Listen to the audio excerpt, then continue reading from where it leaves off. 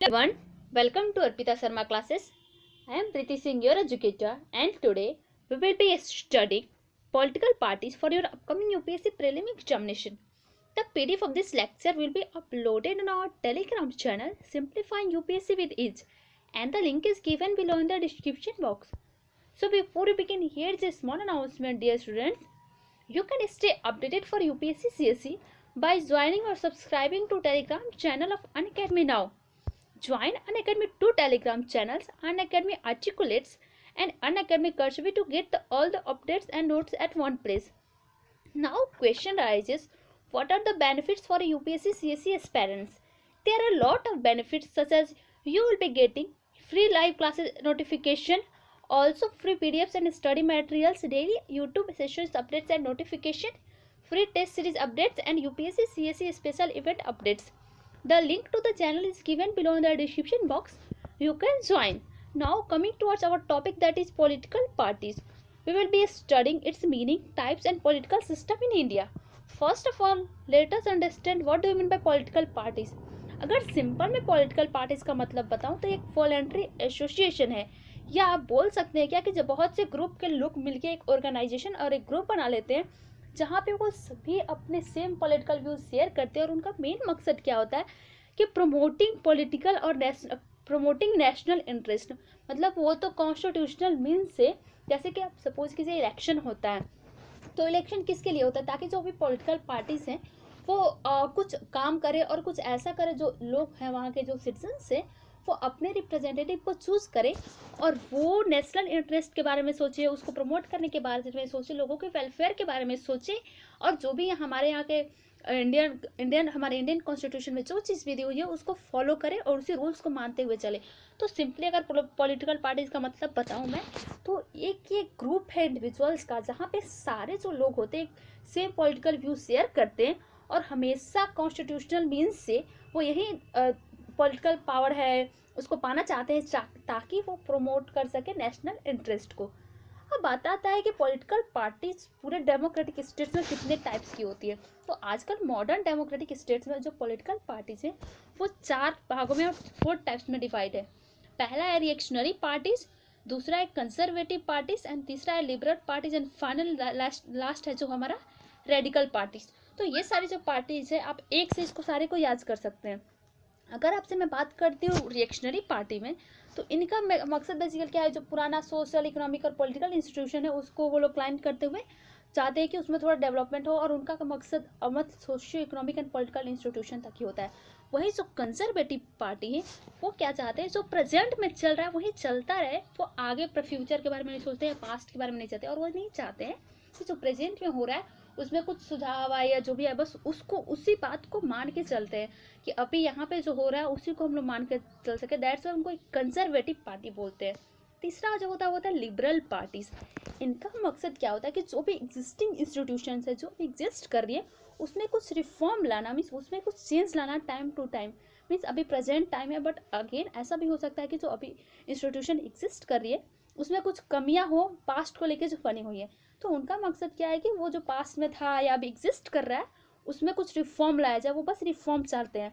But वहीं जो radical party होते हैं ये क्या करते हैं कि जो एग्जिस्टिंग इंस्टीट्यूशन होते हैं उनको पूरी तरह से थ्रो कर देते हैं, ओवर थ्रोन कर देते हैं और एक नया हमेशा ऑर्डर इस्टेब्लिश करने की कोशिश करते हैं। तो पहला क्या है रिएक्शनरी पार्टी, जिनका मेन मकसद क्या है, वो ओल्ड जो हमारा पुराना फैशन है, old socio economic political institution उन्हीं को क्लीन करना। वाइल जो हमारा कंजर्वेटिव पार्टी है ये प्रेजेंट स्टेटस को जो उनको वो मान के चलते हैं। जो लिबरल्स हैं ये एग्जिस्टिंग जो हमारा एग्जिस्टिंग इंस्टीट्यूशन है उसको रिफॉर्म करना चाहते हैं बिना उसको ओवरथ्रो किया या बिना उसको डिस्ट्रॉय किए। बट जो रेडिकल्स होते हैं आप बोल सकते हैं जो रैशनल पीपुल होते हैं उस पार्टी में भी इस पार्टी में वो लोग आते हैं। तो इनका मकसद क्या है कि जो अभी एग्जिस्ट कर रहा है और उन्हें लग रहा है कि ये अभी सक्सेस इस प्रेजेंट टाइम में नहीं है तो ये क्या करते हैं इसको ओवरथ्रोन कर देते हैं और हमेशा नया ऑर्डर इस्टेब्लिश करने की कोशिश करते हैं। अब अगर हम इसी के बारे में देखें तो ऑल्सो यहाँ पे जो हमारा पॉलिटिकल पार्टी वर्ल्ड में वो 3 पार्टी में डिवाइड हो जाता है। पहला है 1 पार्टी सिस्टम, दूसरा है 2 पार्टी सिस्टम एंड तीसरा है मल्टी पार्टी सिस्टम। तो अगर आपसे 1 पार्टी सिस्टम की बात करती तो यहाँ पे सिर्फ एक ही पार्टी होता है, मीन्स यहाँ पे आपको इसके कोई अपोजिशन नहीं दिखेंगे, ये सिर्फ एक रूलिंग पार्टी होगा वही रहेगा, यहाँ पे अपोजिशन जो है यहाँ पे परमिशन ही नहीं है। जैसे कि अगर बेस्ट एग्जांपल देखें तो यूएसएसआर। यूएसएसआर जो है वहाँ पे वन पार्टी सिस्टम है, और ये बेस्ट है कि मतलब यहाँ पे बहुत से डिमेरिट्स भी हो सकते हैं कि कोई अपोजिशन नहीं है, वही बार बार अगेन अगेन आ रहा है, तो प्रॉब्लम तो होगी। दूसरा जो है वो टू पार्टी सिस्टम, मीन्स एक तो जो रूल कर रहा है, दूसरा उसका अपोजिशन। जैसे कि अब अभी बेस्ट एग्जांपल आप देखें तो यूएसए से, ब्रिटेन भी है बट यूएसए जो है अभी न्यूज़ में भी रहता है, तो इट इज़ वेरी इंपॉर्टेंट कि अगर आपसे कोई पूछे कि टू पार्टी सिस्टम का एक एग्जांपल देते तो यूएसए है। यूएसए में डेमोक्रेटिक रिपब्लिक जो है ये बहुत ज़्यादा उनका दो पार्टी हो गया, सपोज अब मान के चलते, तो वो क्या करेंगे कि एक रूलिंग पार्टी है वो काम कर रही है, तो सपोज कि वो लोगों के वेलफेयर के बारे में या नेशनल इंटरेस्ट को प्रमोट नहीं कर रहे हैं, तो उनको रिमूव किया जा सकता है। जो सिटीजन है वहाँ के, अगली बार जो वोटिंग होगी वो अपोजिशन पार्टी को जिता देंगे। दैट्स वाई यहाँ पे बस दो पार्टी है। और अगर इंडिया में देखें तो इंडिया में इन दोनों में से कोई नहीं है, ना तो वन पार्टी सिस्टम है ना ही टू पार्टी सिस्टम है। इंडिया में कौन सा है? Multi party system. हमारे यहाँ देखिए तो बहुत से पार्टी है, मतलब छोटे छोटे हैं, कुछ बड़े होते हैं जो उनके भी ज़्यादा लगता है कि हाँ इलेक्शन होगा तो इन दोनों ये दो तीन हैं जिनमें जिसने की चांस ज़्यादा है।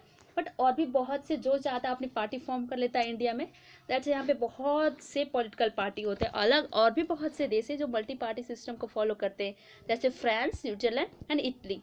अब देखते हैं क्या कि ये जो क्लासिफिकेशन हम लोग करते हैं पॉलिटिकल पार्टी का on the basis of their ideology, तो पॉलिटिकल साइंटिस्ट जो है ये इन तीनों को एक लाइन में, जैसे कि एक लेफ्ट में, एक राइट में, एक सेंटर में, ऐसे करके सबको डिवाइड कर देते हैं। तो जो मैं आपको लिबरल पार्टी बता रही थी, तो उनको जो पॉलिटिकल साइंटिस्ट हैं उनको बेसिकली सेंटर में पुट कर देते हैं, वाइल जो हमारा रिएक्शनरी एंड कंजर्वेटिव पार्टीज हैं उनको राइट में, और हमारा सबसे पहला जो सबसे लास्ट का था दैट वाज रेडिकल पार्टी, उनको लेफ्ट में मान देते हैं। ये जो हमारे पॉलिटिकल बेसिकली जो भी हमारे साइंटिस्ट हैं, ये बेस्ट आइडिया है कि अगर ऐसे करते हैं तो उनका नाम भी अलग अलग, या बोल सकते हैं लेफ्टिस्ट पार्टी, सेंट्रिस्ट पार्टी या राइटिस्ट पार्टी। लेफ्ट में कौन कौन सा आ जाएगा? रेडिकल पार्टी जो भी होती है, जो हमेशा क्या चाहते हैं, एग्जिस्टिंग जो भी इंस्टीट्यूशन है उसको फेंक देना और नया वहाँ पे जो ऑर्डर है उसको स्टैब्लिश कर देना, ओवरथ्रोन करना। वहीं जो आपका आ गया दो हमारा रिएक्शनरी हो गया या कंजर्वेटिव, इनका मकसद कुछ और होता है। ये जो रिएक्शनरी है या कंजर्वेटिव है, ये अभी प्रेजेंट में है या जो ओल्ड एग्जिस्ट कर रहा है उसी को लेके चलते रहते हैं। अब आता क्या कि ये जो लेफ्टिस्ट पार्टी है या सेंट्रिस्ट पार्टी है या राइटिस्ट पार्टी है, इंडिया में ये सारे अब देखें तो हैं। जैसे कि अगर इंडिया में देखें सीपीआई या सीपीएम को, तो ये हमारे जो है बेसिकली लेफ्टिस्ट पार्टी है, वाइल जो कांग्रेस है वो सेंट्रिस्ट पार्टी है, एंड बीजेपी जो है वो राइटिस्ट पार्टी है। Rightist means radical. ये मतलब बीजेपी जो है क्या चाहती है कि यहाँ पे जो भी एग्जिस्ट कर रहा है उसमें कुछ नया चेंजिंग लाया जाए, जो पुराने पार्टी उनको रिफॉर्म किया जाए। वही सेंट्रिस्ट में कौन कौन सा आ गया? हमारा रिएक्शनरी एंड कंजर्वेटिव, ये पुराने ख्यालातों को लेके ही और जो पुराने एग्जिस्ट कर रहे हैं उसी को लेके मान के चलते हैं। अब हम लोग देखते हैं कि पॉलिटिकल सिस्टम जो है इंडिया में वो किस तरह से। तो हमारे यहाँ जो पॉलिटिकल सिस्टम है वो पता है कि मल्टी पार्टी सिस्टम है, मीन्स यहाँ पे बहुत से पार्टी है। यहाँ पे आप जितने भी देखें कि आपको पता चलेगा कि यहाँ पे जो अनऑर्गेनाइज्ड होते हैं या फिर रीजनल्स होते हैं या स्टेट पार्टी होते हैं, आपको बहुत से दिखेंगे। अभी प्रेजेंट टाइम जब हमारा इलेक्शन हुआ था 2019, वहाँ पे देखें तो हमें पता चला कि 52 स्टेट पार्टीज थे, और रजिस्टर्ड पार्टी जो थे बेसिकली 2354 थे। वैसे ही आपका नेशनल पार्टी जो है 7 था। तो ये आपको दिख रहा है यहाँ पे कि यहाँ पे इतनी ज़्यादा डाइवर्सिटी है, इतने ज़्यादा स्टेट्स है यहाँ पे। जो हमारा यूनिवर्स एडल्ट फ्रेंचाइज है उस बेसिस से हमारे यहाँ मल्टी पार्टी सिस्टम है। वहीं जो दूसरा है वो है वन डोमिनेंट पार्टी सिस्टम। एक बात देखिए, आप इंडिया के कंटेक्स्ट में देखिए तो यहाँ पे बहुत से आपको दिखेगा कि मल्टी पार्टी सिस्टम है। बट एक बात आप ऑब्जर्व किए होंगे कि जब से हमें इंडिपेंडेंस मिली, हमारे यहाँ इलेक्शंस होने लगे, तो वहाँ से हमें कांग्रेस का जो बहुत ज़्यादा हमें कांग्रेस ही दिखा कि हमेशा कांग्रेस ही जीतती थी, या कांग्रेस कोई इसलिए बोला जाता है कांग्रेस जो थी वो बहुत टाइम तक पावर में रही, सत्ता में रही। पर अगेन तो उसके बाद से जब हमारा इमरजेंसी लगा, उसके बाद से हम देखें कि टाइम टू टाइम थोड़ा चेंजेस आए, तो उस वक्त हमारे जो बहुत से पॉलिटिकल लीडर्स थे उन्होंने नाम दिया कि हमारे यहाँ मल्टी पार्टी सिस्टम बोलने के बजाय वन डोमिनेंट पार्टी सिस्टम बोलना चाहिए। मीन्स ऐसा होता है कि अगर कांग्रेस को मान के चल रहे हैं तो फिर पता चलता है कि कुछ टाइम तक उसके आइडियोलॉजी को ही मान के वो लोग चल रहे हैं। इंपॉर्टेंट थिंग क्या है, हमारे यहाँ मल्टी पार्टी सिस्टम है या वन डोमिनेंट पार्टी सिस्टम है, यहाँ पे लैक ऑफ क्लियर आइडियोलॉजी है। मीन्स अगर आप बीजेपी को छोड़ दें तो बाकी जो भी है बाकी जो भी हमारे पार्टी हैं यहाँ की, बीजेपी या फिर कम्युनिस्ट पार्टी, इन जैसे सीपीआई एंड सीपीएम को छोड़ के आप ऑब्जर्व करेंगे कि कोई के पास क्लियर आइडियोलॉजी नहीं है। कभी कुछ सब लोग बात करते हैं गांधीज्म, आइडियलिज्म, सोशलिज्म, सेकुलरिज्म, जो भी आइडिया अपना अपना देते हैं, बट उनके पास एक फिक्स क्लियर आइडियोलॉजी नहीं होता कि वो क्या चाहते क्या नहीं चाहते। जैसे बीजेपी है उसके पास क्लियर आइडिया है कि वो क्या अपना करना चाहते हैं, उनकी एक आइडियोलॉजी जिसकी फिक्स होती है, उनका गोल भी फिक्स होगा और नेशनल इंटरेस्ट होगा वो भी प्रमोट होगा, लोगों के वेलफेयर के बारे में सोचा जाएगा। पर अगर आइडियोलॉजी ही क्लियर नहीं है वहाँ पे, अगर हर पार्टी जो है उनके पास बहुत कम कोई उनको फिक्स ही नहीं है कि उनकी आइडियोलॉजी क्या है, तो वहाँ पे प्रमोशन होना या फिर जो भी नेशनल इंटरेस्ट है उसको ऐसे कोई प्रमोट कर सकता है। ऑल्सो इम्पॉर्टेंट थिंग अगर देखें तो आपको प्रेजेंट टाइम में दिखेगा कि पर्सनैलिटी कल्ट मीन्स अभी कि आपका जो प्रेजेंट टाइम है यहाँ पे ऑब्जर्व करें कि एक पार्टी कोई होता है, तो पार्टी के में एक ऐसा लीडर आ जाता है जिसके पर्सनैलिटी के नाम से उस पार्टी को जाना जाता है। जैसे कि अगर आप बात करें कांग्रेस का ले तो हम लोग राहुल गांधी के नाम से जानते हैं, या फिर बीजेपी ले ले तो नरेंद्र मोदी के नाम से जानते हैं। तो एक कोई ऐसा लीडर उसमें आ जाता है, या तो वो अच्छा काम करे या फिर बुरा करे, उसी के नाम से हम लोग लेके चलते हैं कि ये पार्टी जो है ये लीडर है तो इनके हिसाब से वोट देंगे, जो पुराने ख्यालात के जो होते हैं वही मान के चलते हैं।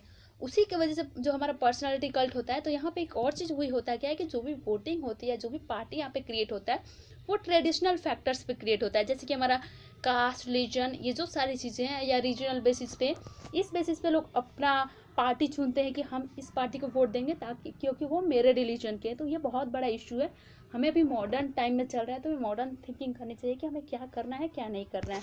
Also emergence of regional parties, जैसे कि अभी आपको मैं बताई कि मल्टी पार्टी सिस्टम में जब हमारा 2019 का इलेक्शन हुआ था, तो वहाँ पे आप देखें कि 2354 सॉरी वहाँ पे बहुत से मतलब रीजनल पार्टीज हमें जाके 2000 वाला नहीं, मतलब टाइम टू टाइम बहुत से रीजनल पार्टीज क्रिएट हो रही है, जिसकी वजह से इशू ये होता है कि जो नेशनल पार्टी है उनके बीच में अलग अलग, आपके नेशनल पे कोई और पार्टी मतलब सेंटर पे कोई और पार्टी का वहाँ पे जीता है, फिर आप स्टेट पे देखें तो कोई और पार्टी, तो ये भी एक इशू है हमारे यहाँ और एक कैरेक्टरिस्टिक्स है हमारे यहाँ की पार्टी सिस्टम में। ऑल्सो क्या है, फैक्शन एंड डिफेक्शन का कंसेप्ट हमारे यहाँ बहुत ज़्यादा है। मतलब क्या कि मतलब कोई पार्टी मर्ज कर जाती है किसी अदर पार्टी में, कोई पार्टी किसी को गिरा देती है, ऐसे करके वो लोग टाइम टू टाइम करते रहते हैं। And also lake of effective opposition, अगर आप बात करें हमारे यहाँ देखें तो जो भी लीडर्स बहुत से, हमें पता है मल्टी पार्टी सिस्टम है, पर यहाँ पे एक कमी क्या है कि यहाँ पे जो अपोजिशन पार्टी है, अगर एक पार्टी कोई बहुत अच्छी आ जाती है, उसको बहुत ज़्यादा वोटिंग मिलते हैं, तो आप देखेंगे कि ऑब्जर्व करेंगे कि सिर्फ उसी को वोट मिला है, उसके अपोजिशन जो है स्ट्रांग नहीं है, और ना ही उनका ज़्यादा इफेक्ट किसी अदर पार्टी को या फिर उसको गिराने का होता है। जैसे कि अभी देखें तो आपको दिखेगा बीजेपी है या कांग्रेस है, इन दोनों का बहुत ज़्यादा है कि एक दूसरे को अपोज कर सकते हैं। वैसे भी अभी का हालत जो है उसी हिसाब से देख के बोल सकते हैं। तो ये सारे जो इशू है हमारे इंडिया के कंटेक्स्ट में दिखती है कि मल्टी पार्टी सिस्टम है, फिर भी यहाँ पे वन डोमिनेंट पार्टी सिस्टम का कंसेप्ट है, लैक ऑफ क्लियर आइडियोलॉजी है, पर्सनालिटी कल्ट है, ये सारी जो है हमारे यहाँ के कैरेक्टरिस्टिक्स है और ये फीचर्स है।